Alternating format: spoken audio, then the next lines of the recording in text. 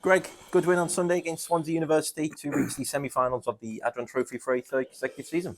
Yeah, very nice. It was, obviously a difficult place to go. The pitch wasn't in great condition. To be honest, I expected it to be a lot worse with obviously all the rain that we've had and the fact that the men's team played on it on Friday. So, just to put the performance in first and foremost that we were able to, and then, obviously run out comfortable 5-0 winners was very pleasing. Lots of positives come from it. Obviously, Tilly Edge scoring her first senior goal was obviously up there, one of the highlights, along with Shan's hat-trick.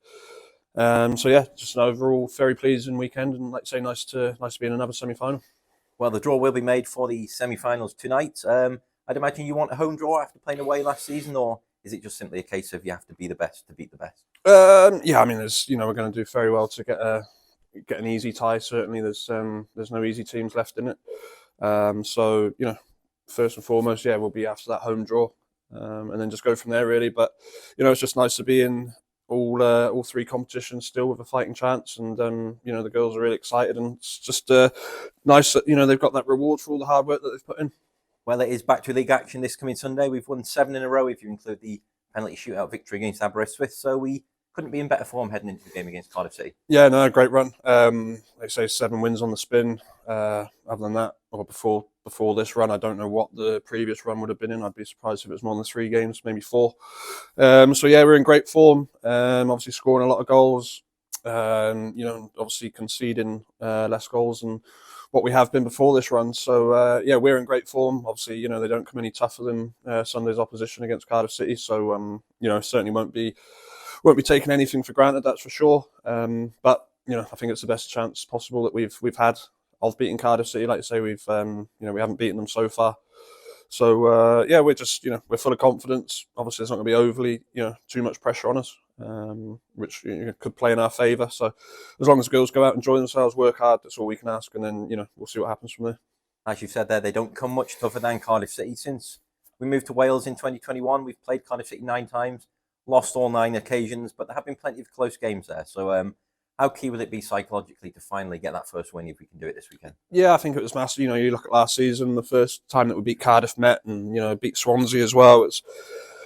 I think certainly that first time that we beat Cardiff Met, it was like the girls fully believed then that they were worthy of being in that top 4. Because up until then we hadn't taken a point off any of those 3. So that certainly was a big eye opener for the girls that they belong mixing it with those teams.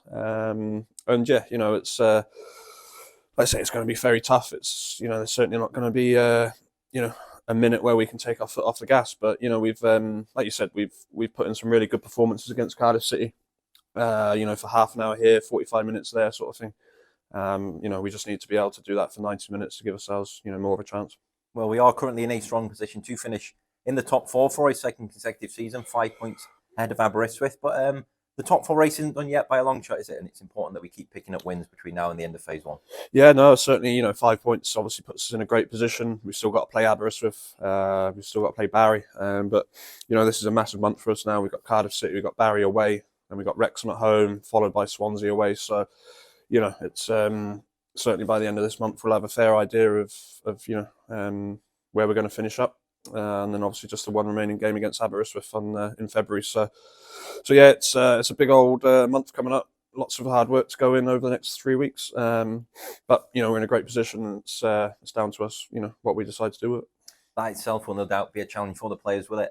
So many important games in the month of January. We haven't played this many before so far this season. Yeah, it's just a massive, it's a massive month, and the girls are fully aware of that. We've got girls that have still got little knocks and niggles. More niggles were picked up on Sunday, but that's the same for every team. Obviously, it's just something that you have to manage and get through as best you can, and the girls are certainly doing that at the moment. To win the last 7 on the spin with the injuries that we've had, girls missing and knocks and niggles that some girls are playing through. It's just credit to all the girls really for just cracking on with it, and I'm sure they're all still in the same mindset that they want to do it for another 3 or 4 weeks yet, and take us up to that second phase. You mentioned there we have been dealing with a few small injuries lately. I know James Steer's been doing a great job on that front, hasn't he? And what's the situation looking like now with injuries? Yeah, I mean, there's no major injuries. He's other than Chloe Shirley, as we keep saying for the last sort of 3 or 4 weeks now. But just managing these knocks and niggles. So it's just a case of taking them all day by day. you know, he's doing a great job, and no more so than with Chloe Shirley, who's, you know, she's back out on the pitch this week running. So that's a huge positive, and hopefully she'll be kicking the ball in the next couple of weeks and looking to make a return before the second phase starts.